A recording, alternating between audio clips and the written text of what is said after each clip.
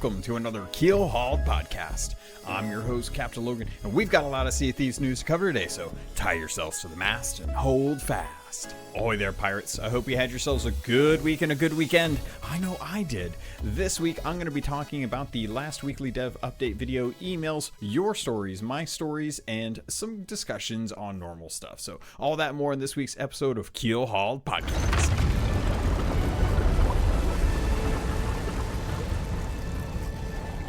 First up on today's docket, we got a little more detail about black powder stashes in this last dev update video, and it sounds like we're going to be doing more than just powder kegs, which is kind of interesting. So Joe mentioned that with this update, Duke the Dark Lord will be sending us out for merchant crates and stronghold barrels. And he mentioned that we'll be able to get the stronghold barrels as part of the voyages that Duke the Dark Lord will be sending us out on. So I'm starting to think that this means we're going to be having something very similar to the mercenary voyages we did at the start of the year, but with bigger outcomes than just going out and digging up a bunch of chests. And it should go without saying that these are probably going to be a little bit harder to complete than the original mercenary missions were if you end up getting contested. I would expect a lot of random cannon fire from other ships, as well as a lot of really just like shooting for the stars kind of eye of reach shots to try and snipe barrels from afar.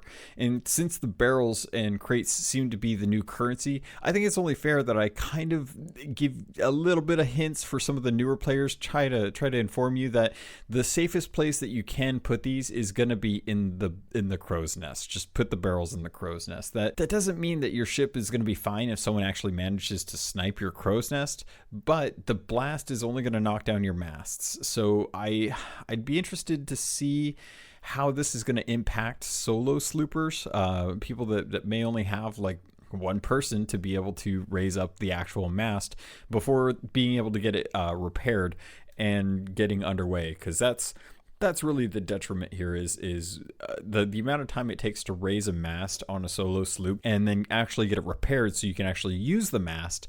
It feels like it takes about the same amount of time as it does on the other the other ships. And while I don't think that most people would say that that's not fair, because you can only raise two masts, or you can only have two people raising a mast at any given time, it definitely makes it easier when you have extra bodies on, say, like a brig, to have them raise it up and immediately have someone start repairing it, whereas whoever's on a sloop as solo will only be able to jump down after they've actually raised it up and start repairing. And then once the repair is done, they got to jump back up to the top deck to actually drop the sails. So I'd be interested to see how that's going to be addressed, if that's going to really be something that impacts the gameplay for these solo missions or for these mercenary missions.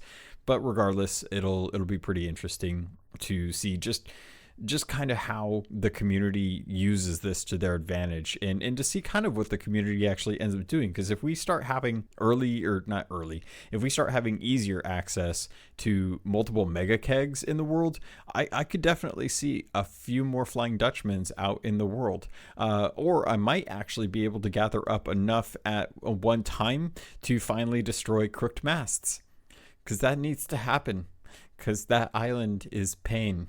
And I can't take it. I hate going there. The stupid snakes. The snakes. Seriously.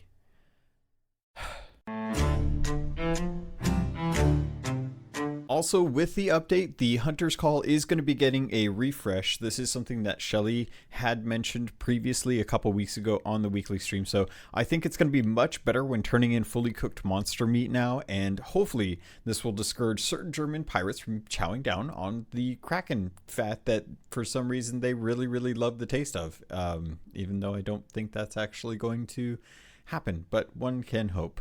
I'm glad to see that they're doing this change. It was really something that was, I mean, it wasn't the worst. I mean, obviously, a lot of people went fishing and hunting for meat and stuff like that, not because of the amount of gold that they wanted, but mostly for the reputation. So, if they're changing this to give better reputation based on what you're actually turning in, I think a lot of people are going to be happier for it because there are faster ways to grind out gold with skeleton forts and such, but with the hunter's call, it always felt like you were giving that up, and the only compensation outside of reputation that they were giving was the small amount of gold that they gave. So I think for people to feel like they're getting their money's worth, almost kind of literally in the game, that that the effort is put in, and that the hunter's call representatives on the sea posts will be giving more gold, and this is apparently attributed to just the sheer amount of ruby splash tails given to the Merrick family. It also looks like skeleton lords are getting a balance pass, which hopefully means that some of the feedback that I gave was taken into account for the sloop crews and the brig crews. If you don't know what I'm talking about, way back in the day when this first got launched, one of my episodes, I talked about one of my biggest concerns with the fights was the lack of an indicator for the progress as well as the health of the actual skeleton lords in general. And these are meant to be tough fights, but it's clear that the health for the brig and the galleon crews is just so high that eventually it turns into more of a spawn rush scenario and less about being a skilled pirate. And thankfully, they've never implemented the death tax, because that was something that was actually proposed well over a year ago. And I could definitely see that being a real pain in the butt if you had to lose gold every time that you died trying to kill these skeleton lords. And would not be surprised if this were another company that they would start offering microtransactions in the form of paying off your debt to the ferryman. And after a while, it's kind of a bummer, because after a while you just stop eating food and you just start trying to dodge shots so that you can last as long as you can before dying and coming back from the Ferry of the Damned. Compare this to, say, like sloop crews, who have a way easier time taking out like Grey Morrow or Briggsy or the Gold Hoarder, whereas brig crews or galleons who happen to be like a person down, they just run into this giant bullet sponge or sword sponge. And in this situation, it really leaves you just kind of fatigued, because there's not really a good way to find out like what their health is. And the only indicator that we really have is that they start to eat a banana. And this is the craziest part, is we just don't even know, like, when they eat a banana, how much health is actually getting restored by that banana. Like, how powerful of a banana is that banana, you know? And there's not really a way to interrupt it either. So you're just kind of stuck there staring at the skeleton lord who you've been fighting for a good 10 minutes, and he starts to eat a banana, and you're like, well, I don't know if that's full health. I imagine it wouldn't be full health, because they would just never end, because you can't stop him from doing that. So you're left unsure about how much longer you really have to fight these skeleton lords. And one thing that still kind of puzzles me about these skeleton lords. Oh, sorry, I'm going to get on a little bit of a tangent because I just thought about it. But one of the things that still kind of puzzles me about these fights goes back to the video that was released when they showed the trailer for this update, and it showed kind of like some of the different things that we were going to be getting with the anniversary update. And one of the things that they showed looked like they had like skeleton captains with them in these fights, and that they were able to summon skeletons and skeleton captains. So I had this feeling like when we were going into these skeleton lord fights, you'd have a skeleton lord summon a skeleton captain, and then the skeleton captain would summon a skeleton minion, I guess, just a regular one. And we didn't quite get that. So I mean, to try and get back to the point about the health and stuff, I'm glad that they're doing this, because it was one of those things that when we were talking about skeleton lords a long time ago, some of the rare devs had mentioned, and mostly just Mike, he was thinking that it would be interesting that that more than one crew would head to Tribute Peak to actually take out like the Gold Hoarder. And I really don't know that that's ever a situation like that's kind of like a cool thing to happen, but I never see that actually happening. I've never even heard of more than one crew going there, outside of I think one instance. I think there was actually one instance now that I check myself where a fleet had gone out to actually take out the gold hoarder, which that's great if you have like a pre-established fleet going into it, but like the chances of you happening upon another ship out there and getting to the same point as them and then helping them kill the gold hoarder, but only getting one skull and then trying to have to figure out like, okay, well, who gets it? Is the person who got here or the person who helped kill it, kind of thing? Because at that point it seems like pirates are just going to be pirates and try and kill each other over it, and 10k is nothing short, small to shrug at when you've been spending an hour or so working on getting down there just to kill this gold hoarder, plus the actual fight itself. So I imagine with something like that you would probably have to have a scenario where you bring back the necessity to join up with other crews like the Hungering Deep, but that in itself is a pretty slippery slope. I'm really not looking forward to the days where we go back to requiring to go with other crews, because that was such a hard thing for people towards the end of that campaign. Like that campaign was I believe that was a 1 week campaign. Gosh, it's been a year now. I can't even remember. I'm trying to keep this stuff straight in my head, but it didn't last long. And people that missed out on it really just the hardest thing is that they couldn't get another crew to do it with them, because it took a lot of resources, it took a lot of time, and if they weren't prepped to try and get them over there to help out with it and then not get betrayed to the point where you have to sail back and miss out on the turn-in, it's tough. It's tough to require you to find other crews to peacefully do a tall tale together. So it feels like in the current state of gaming, it's better if we just have scenarios set around the same crew sizes as most other multiplayer games, where you're having somewhere between a 2-player co-op to a 4-person squad. It seems like a lot of games are really kind of leaning on that 3 to 4 person group makeup, and Sea of Thieves really does kind of facilitate that as it is. So if the content stays in line with those ideas in mind, it's going to be a lot better for people to be able to find more people to do one ship, as opposed to try and find another ship on the server that you're actually in as well too. All right, so getting back to the design of Skeleton Lords, I know that what we have is basically due to time constraints on the team, and if they had more time with just the Skeleton Lords, there's a chance that we could have more varied fights that could have better balance for the crew sizes. And I know I would have loved to have seen the Skeleton Lords take a knee, like whenever they're when you, I don't know, maybe like when they're low on health, or even just when they get hit by like a gunpowder barrel. Say like you bring a keg and you hit one, like they just fall to one knee and they kind of have to regain their strength, or muster themselves, and that might give you an opportunity to deal more damage to them. And I was kind of bummed that we didn't really get a whole lot of variation with the skeletons that are spawned.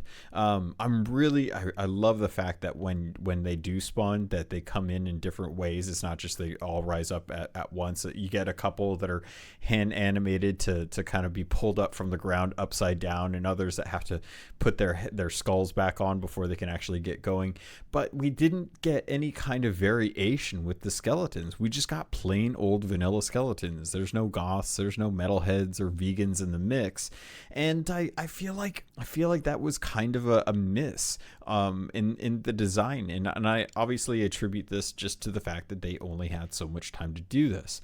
And that kind of brings into question something that we got into talking about in the Discord server, as well as on a voyage this last weekend, where with some of the people we were talking about how all of the stuff that we got for the anniversary update was tremendous. Like, we had a tremendous amount of content come out all at once, And the kind of discussions that we were having revolved around what would happen if you started to release some of the tall tales over time, slowly releasing each one as time goes on. So that way, say for example, we get the anniversary update and the tall tales begins, and it begins with the first 2 weeks being the first 2 tales, and then after those 2 weeks are done, they're still available, but the next 2 tales open up for you, and you get 4 tall tales a month. And having 9 tales right now, that would give us 2 months of gated content and force people to, experience different stuff instead of feeling completely overwhelmed with all the tall tales and the Hunter's Call and the arena, as well as fishing and all that good jazz. That way, in the end of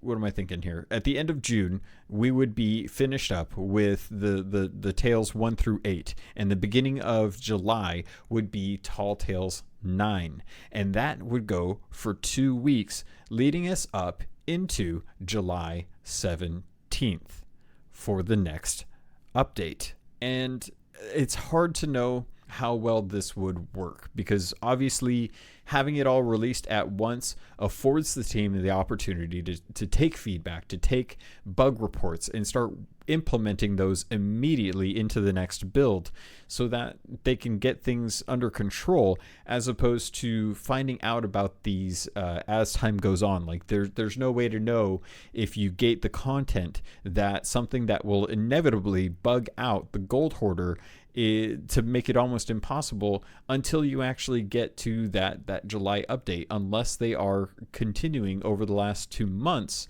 prior to its release, having people on the insiders test those things out. Now, they have been testing this stuff since, as far as I can tell, January, before release, and that gave them an opportunity to really test out a lot of different things. And there haven't been too many problems that I've ever heard of that indicate that there were some big showstoppers as far as bugs go with the tall tales.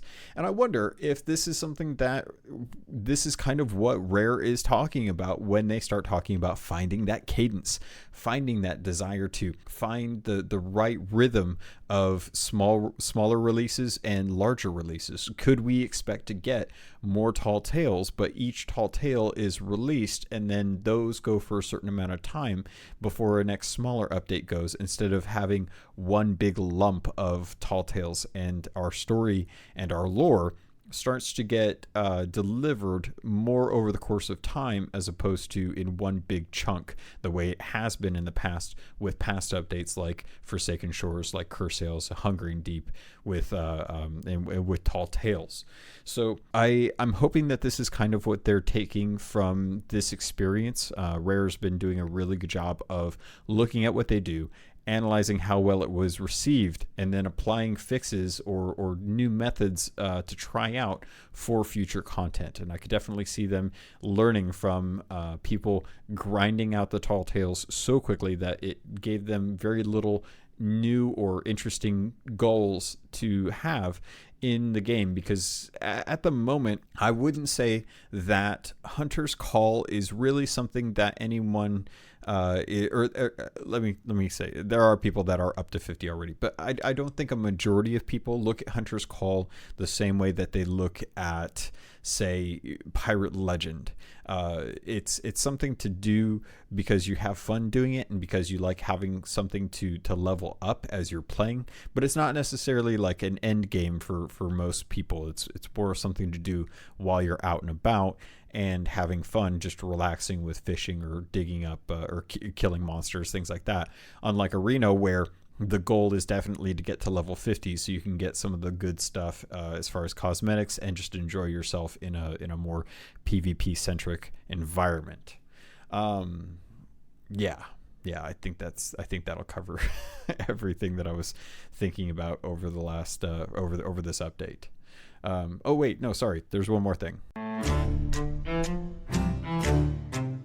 Something that Joe does go into in his comments about how Megalodons have had balance passes.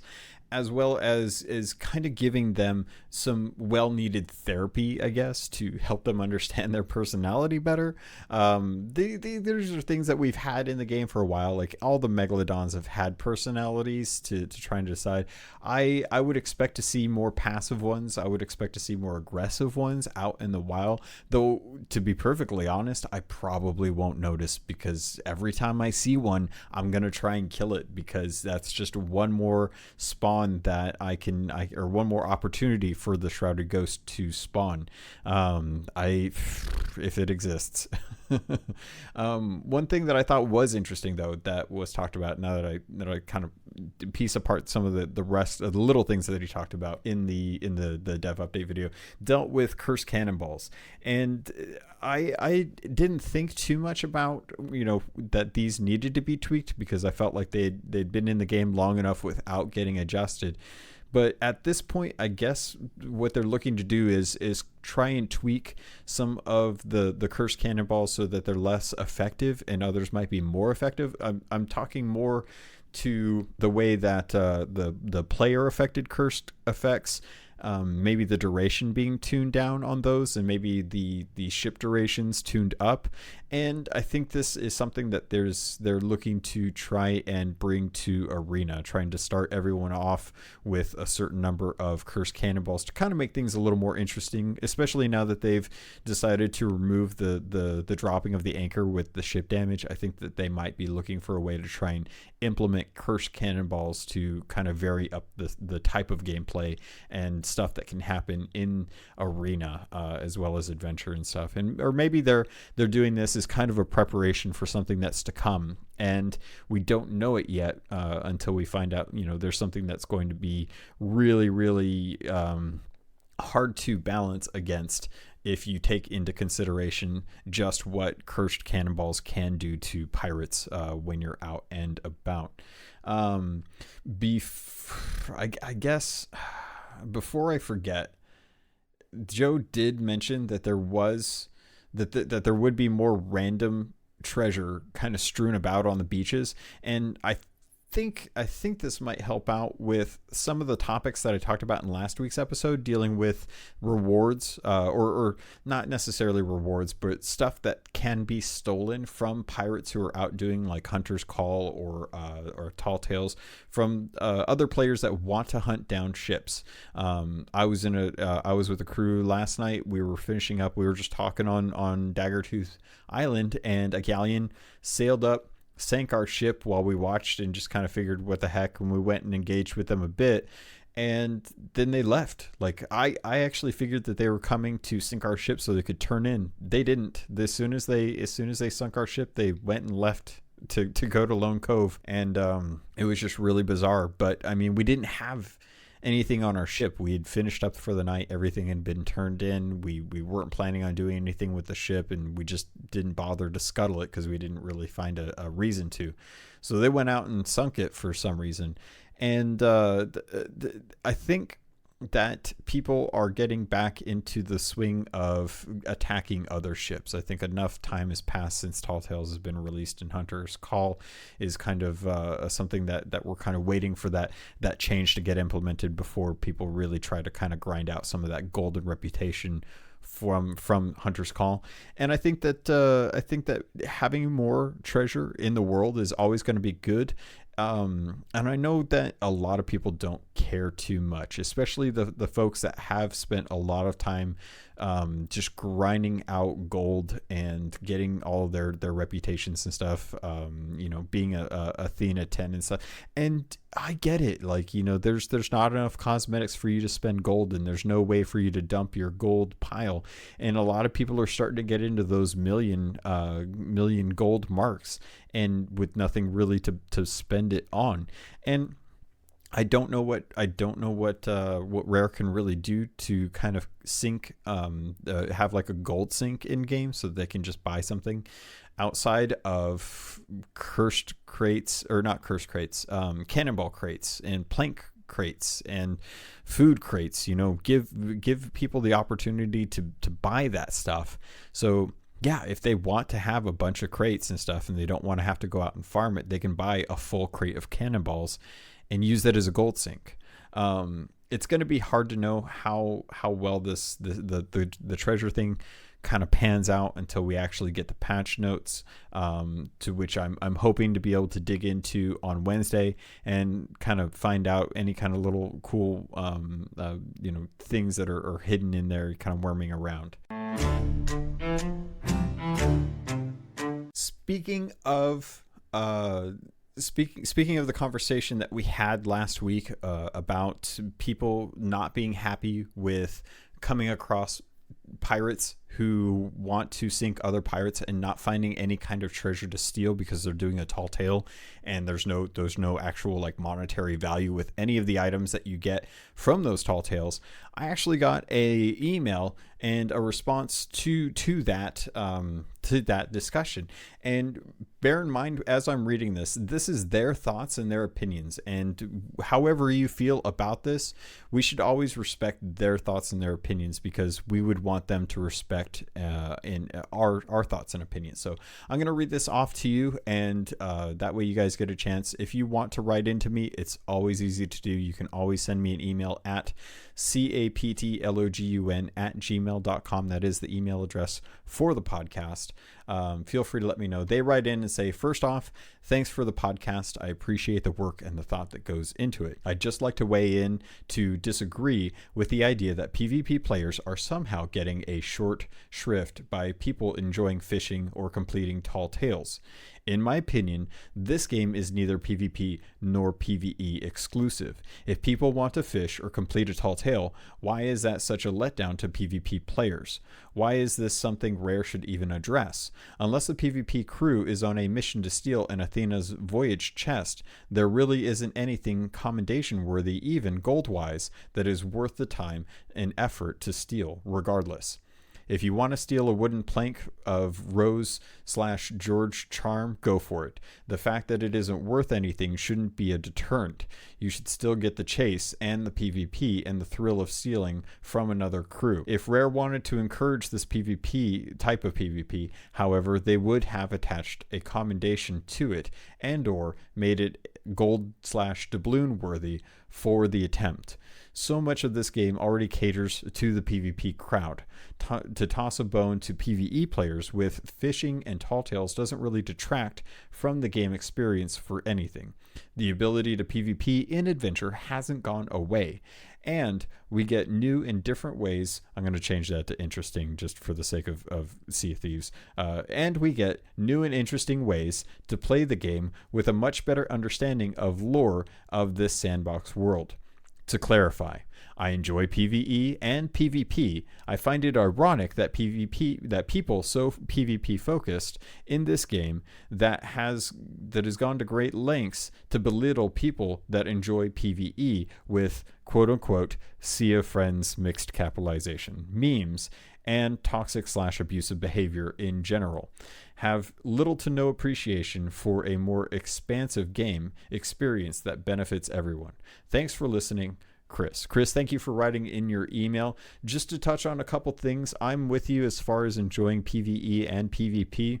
I think the thing that a lot of people who like that PvP centric playstyle goes in line with finding treasure on other people's ships. There's always been the idea that pirates go out and they hunt down these big whale ships who have stores and stores of gold bullion in their I was about to say coffers, but in their hull. And it kind of goes in line with a lot of what many films and TV shows have taught us about what pirates do. And, you know, I also agree that if they wanted to steal something that had no monetary value, like a charm and stuff like that, the only thing you're really doing is just adding insult to injury. It's one thing, in my opinion, to go out and sink another ship and to you know, get that victory on them, being able to sink them and say like I sunk them, you know, having that thing and getting a couple, you know, wood planks from it or cannonballs helps kind of make sure that I can take in the next encounter. but I think a lot of people like to have fights to try and test their combat skills, and some of them like to steal stuff. And within Athena's voyage, I think the biggest argument that was coming from Summit is that he makes a big show out of stealing other people's valuables, and in a game where that is prominent for a large part of the audience, to come across a situation with Tall Tales where that isn't the case really kind of hampers his ability to really kind of showcase some of the fun or interesting things that can be done in the game by not directly attacking people and by hiding on ships and then stealing it out underneath their noses. And I can understand that interest of playing as well. It's not the way I like to play it, because I appreciate just how much effort went into the canon work and the sailing that goes along with being a pirate. I love sailing and actually having that experience. And, you know, with that frustration, I can see why he went on the bit of a rant that he did. But to me, as a content creator, I should be looking for creative ways to interest the community that follows.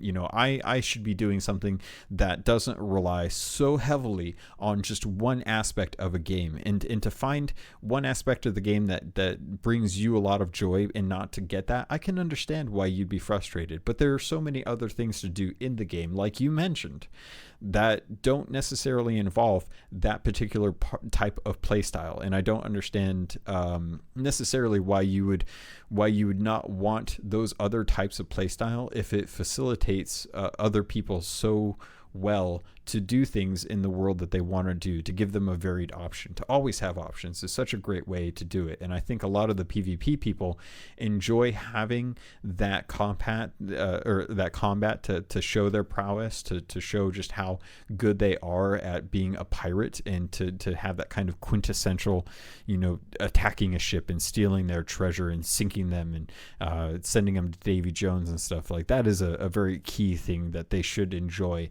And the other people that want to focus on Tall Tales for the time that they're working on should know that, you know, little bits of stuff that they get throughout that Tall Tale should have monetary value that gives them, you know, just a little bit of more treasure that they can turn in while they're on this voyage. You know, find someone that is interested in these things to be able to have fun. I agree. But I also see where they're coming from, and that's the thing that with this podcast I've always strived to try and understand why people are upset about something, and to try and see things from their perspective.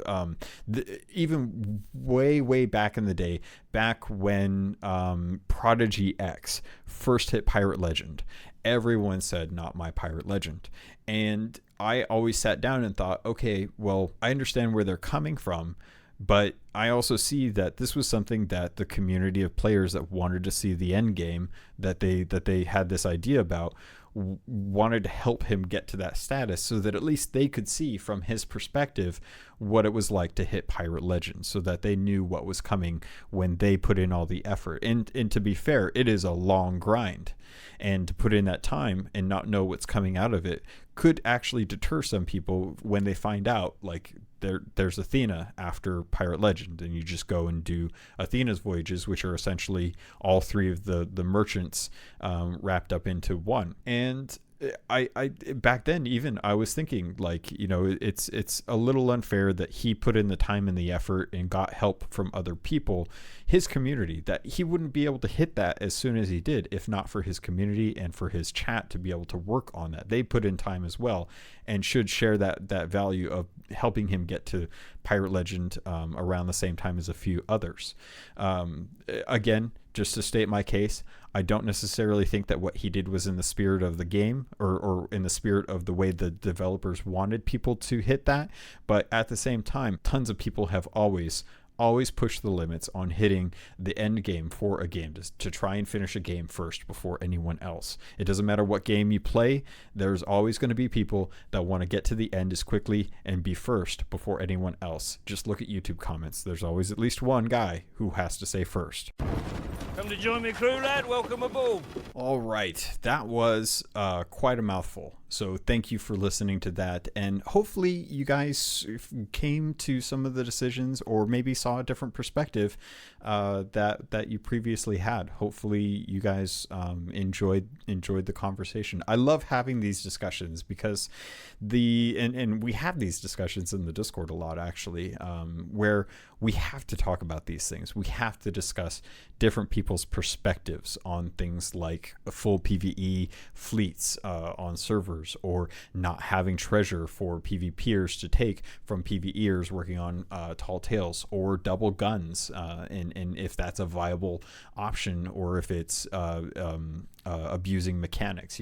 These kind of discussions are necessary to make sure that the player base is coming to a consensus, for the most part, to give Rare an informed amount of enough information to make a good decision on what they want the game to be like.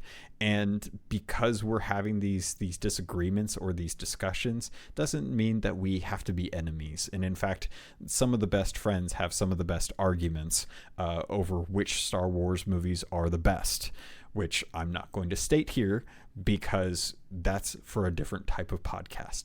But to get on to the next point that I wanted to talk about, Rare is hiring. And it's not anything new, but Rare is hiring for producers, for engineers, for animators. A lot of these are contract as well as permanent positions. And they're also hiring for a head of franchise business. Well, to put it mildly, if you read Joe's tweet promoting the opportunity, you'll know that he tried very, very hard to avoid referring to this job as quote unquote person who makes up microtransactions. Because that's pretty much what this is. This is a position that they are looking for someone to help develop microtransactions. Now, this may just be me, but I would love this job. And hear me out, okay? I know that sounds weird, but being a fan of the game, I know what and how much I would want to spend on microtransactions. And there's a huge cosmetic gap that is missing with the game right now in its current state. And anyone can tell me otherwise, that there's a bunch of cosmetics to get. And I haven't purchased them all because I'm very poor. But a lot of people have tons of gold and all of the cosmetics. And they could definitely go out and put in tons and tons of different cosmetics that would really kind of help embody some of the having some custom cosmetics that would really kind of embody some of the themes that I mentioned about with like with the TV shows and the movies in games that we have had in the past. Having microtransactions that gives us the opportunity to make a ship look like the Black Pearl or the Flying Dutchman, to spend actual money on that. Yeah, I would totally do that if I could get a ship to look like or even like a skeleton ship. If I could disguise my ship to look like a skeleton galleon, dude, I would totally do that in a heartbeat, because that would be hilarious to try and bait people in who think it's just going to be a bunch of skeletons firing at them. And there are assets in the game that we have seen from videos from long ago, as well as the open beta, where you could spawn in on a random ship and get a set of liveries for that ship, that we have not seen in the game. And I don't know why. I haven't bothered to ever ask, though I doubt I would ever get an actual answer for it. But we don't know why those are being held onto. And I know there are a lot of really, really talented content creators out there. Maybe they're not even like specific content creators. Maybe they're just actually people that just like to draw and they're just really good at it. But they have some of the coolest cosmetics for ships, for costumes, for pirates and stuff to wear. And I was thinking about this, and I think that there's an opportunity here for Rare. And what I'm thinking of is kind of similar to the way that content creators have support from the company for custom cosmetics. And like I'm trying to, the example I think of is PUBG, where certain content creators have custom cosmetics that represent their logo or their persona in PUBG as something that you can buy. And I think this would be amazing. I think this would be really great. I mean, even with StarCraft, like StarCraft just recently released an update that is a total cosmetic rehaul of the Carbot stuff, and it's all cartoony. It looks great, and you can support it. You can say like, I want to buy this to support this custom content.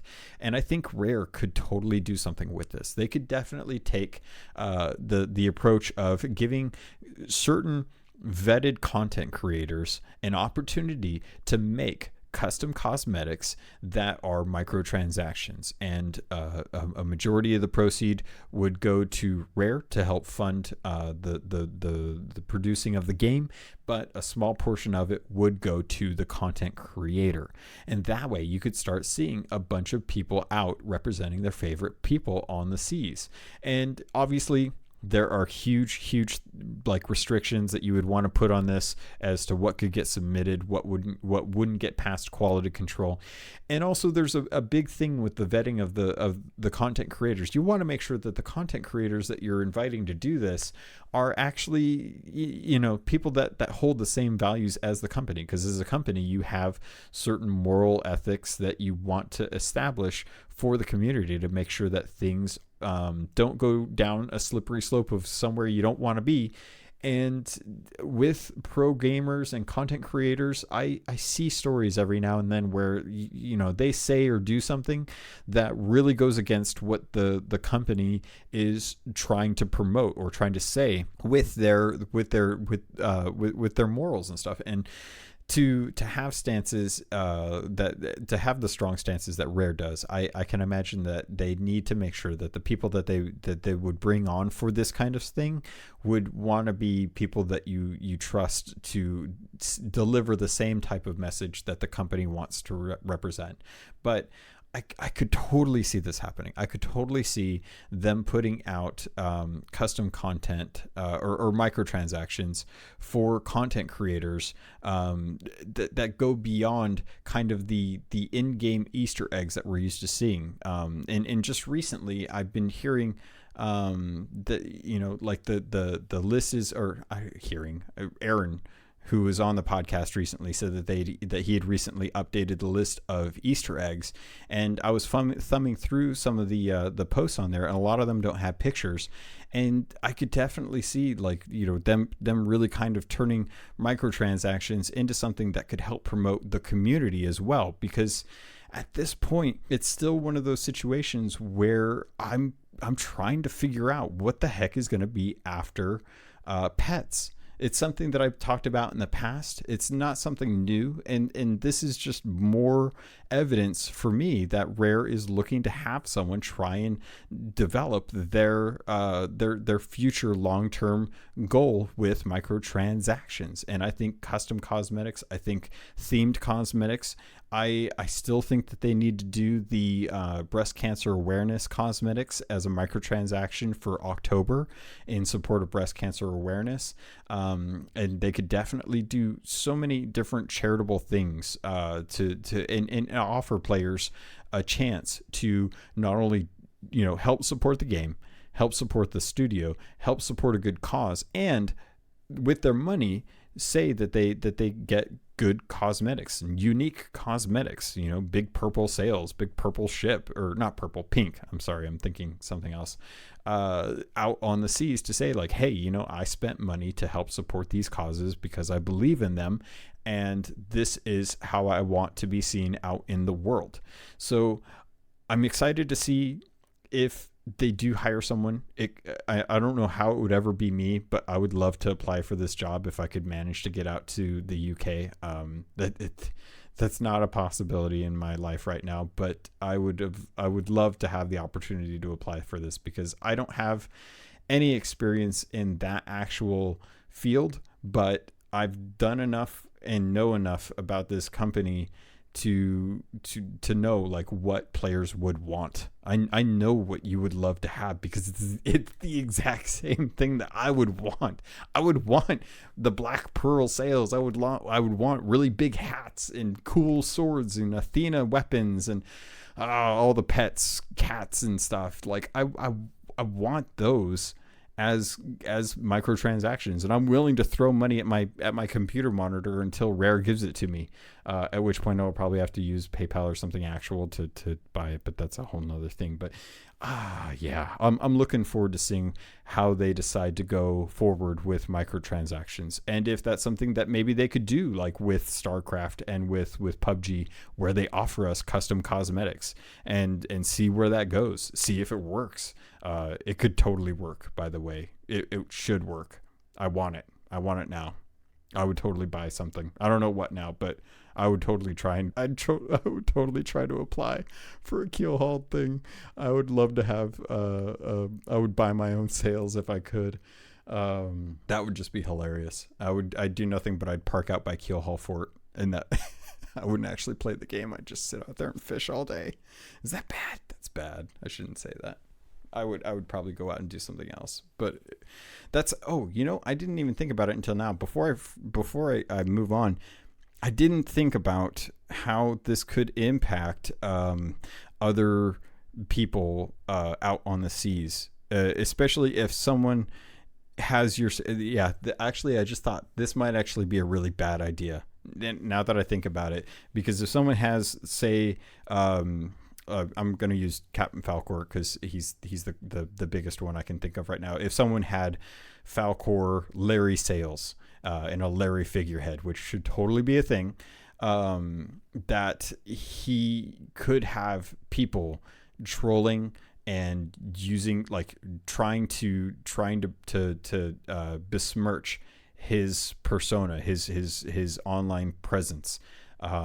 That could actually be a really big problem if people say that they're coming in the name of Captain Falcor and then just troll and say the worst things on the internet to other people because they think it's funny.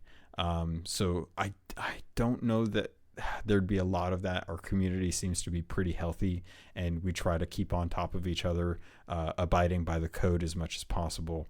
So I don't know. That's a whole sticky situation I didn't even think about until just now.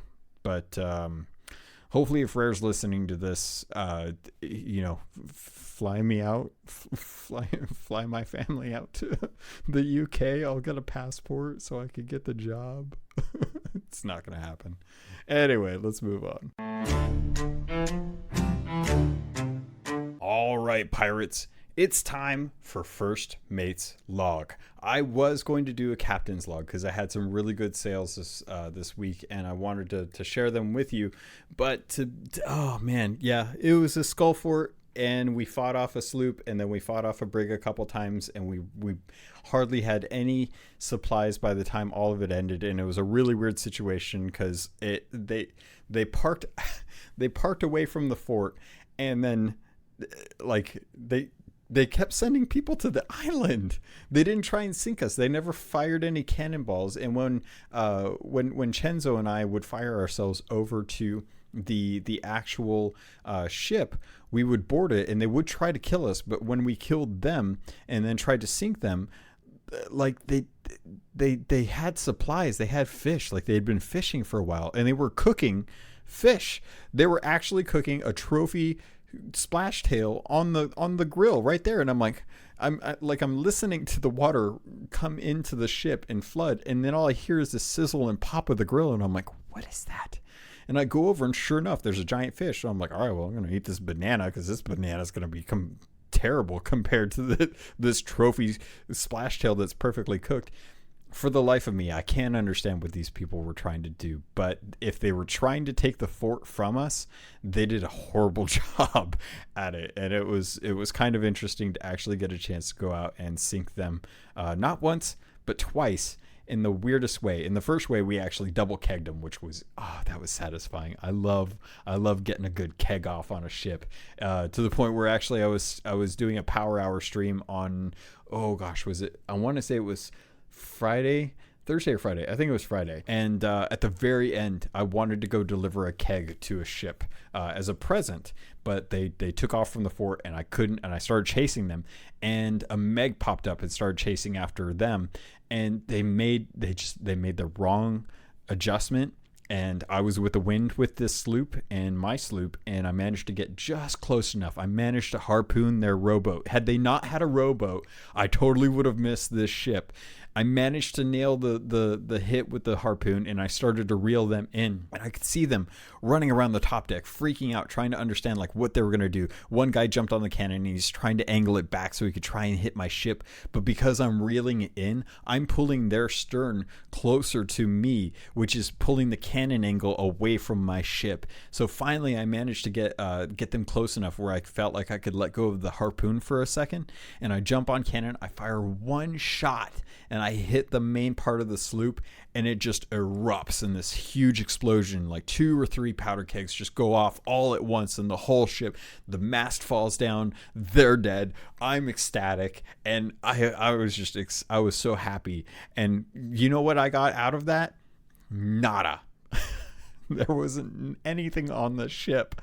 They completely had turned everything and were just leaving to get away from me, from Golden Sands Outpost as they were sailing towards Cannon Cove. And I felt kind of discouraged because there wasn't anything, but it was the end of my stream. I wasn't planning on turning anything anyway. So the powder kegs that I was intending to give to, quote unquote, give to them, I took and I put it in the rowboat, and then I logged off. But oh man, yeah, so many fun times on the seas this last week. I really only get a chance to jump on during the weekends, and I've been sailing more and more with the Keelhauled crew just to make sure that I'm getting time to spend with them, and it's been totally worth it. It's been so much fun. But this wasn't meant to be a captain's log. It turned into a captain's log. What the heck? Let me jump into First Mate's log, because there's a few of these that I have to tell you. You have to hear these stories, because these stories are so crazy to me. 2 of them are from Bergen from the First Mate's log channel in the Discord server. Bergen, the first one says, I arrived at the final site for the Tall Tales, and as I was soloing, I was a bit nervous about leaving my sloop unattended. But the seas were calm, and no one was in sight, so I braved it anyway. As I emerged victorious, my fears were realized. 2 pirates from a rival sloop had boarded my vessel and were waiting for me to come board. They both blasted me, and when I returned from the ferry, they had carted off my chest with the piece of the shroud breaker inside. I shouted at them that I'd let them have every piece of loot in my ship if they just returned the shroud breaker piece. Naturally, they refused. So I pulled out my pistol, oiled up the cannons, angled the sails, and chased them down. With a few cannon shots in their hull and several trips to the ferry under their belts, their minds were still unchanged. So I attempted a daring maneuver, ramming their ship while my harpoon was hooked onto their hull. I had just enough time to hop onto their deck, grab my stolen pirate's chest, and hop back onto my own ship before the waves pulled us apart again. I put a few more cannonballs into them, then sailed off into the sunset with a laugh. And they did not give chase. That was a fun story. I enjoyed that a lot. He's got another one, though. Oh, he says, and here's another fun tale. I came upon a silent sloop at Sharkbait Cove. They had a rowboat docked up, so I gleefully loaded all of their loot inside. With still no sign of a missing sailor, I got a little greedy. And this is where the tale gets fun. I emptied out their barrels too. Just as I was undocking, the absent pirate shows up. He managed to get in a lucky shot, but I row away with all my might. He must have had a few cannonballs in his pockets, because pretty soon the rowboat is hit with some iron fury, and I take a visit to the ferry. When I return, I quickly jump in the water and manage to successfully row the boat to my ship, where I docked, only to be sniped by the pirate. I grin ruefully at the ferryman this time, for I know he's about to have another visitor. When I get back, I find my ship has been blown halfway to hell by a keg. So I bail like a madman and throw up some planks, and I manage to get everything ship shape, and then I turn my rage towards the other ship. Only he sailed into the Devil's Shroud. I love it. I don't even know how that happens, but I love the fact that when you get to the point where you're about to revenge or have some revenge on him, he's in the shroud, and that's donezo. There is one more story that I have to tell you, and this comes from Evil Monkey. One, because he paid me, and two, because it just doesn't make any sense at all. And I don't believe it until he actually posted pictures of this happening. So he says that, forgive him, this is hastily written on his phone. He says, dude hit on my ship. I was talking to Ors, who is Space Admiral Ors from the Discord, in text. All of a sudden, I hear a guy saying through my speakers, "There's a brig behind you." I put my headset on, say, "Hey." I wasn't paying attention. He asked to be shot to Cannon Cove, so he obliged.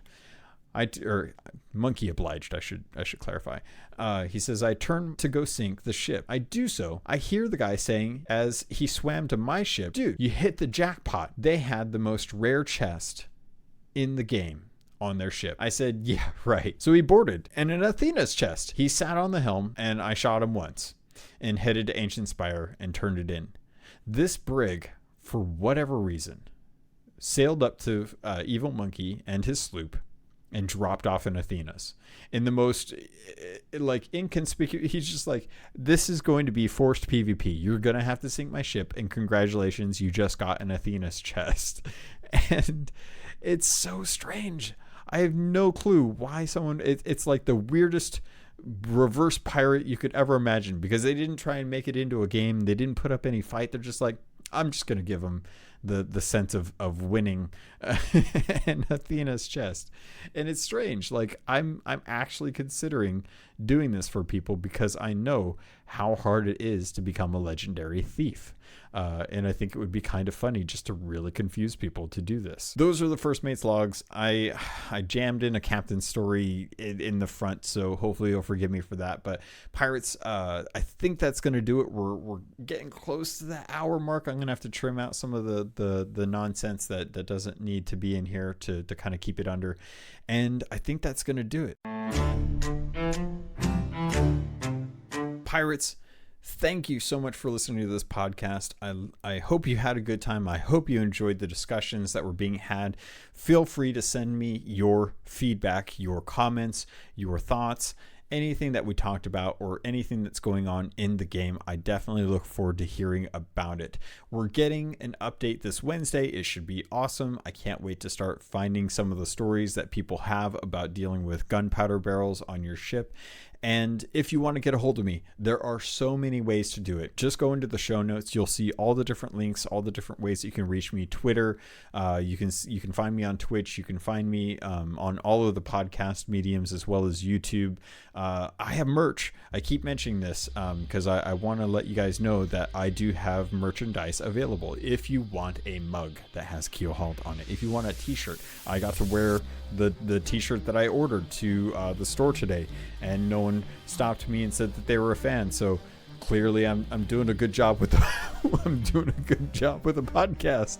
So that popularity thing. But I still, people asked for it, they wanted it, so I got around to finally actually doing it, and I can't wait to see pictures of you guys wearing it. Hopefully that's a thing. Hopefully you enjoy it. Otherwise, I'm just gonna keep buying myself stuff because I love it. And I think that's gonna do it. Pirates, thank you. I love you, and I look forward to sailing with you on the Sea of Thieves.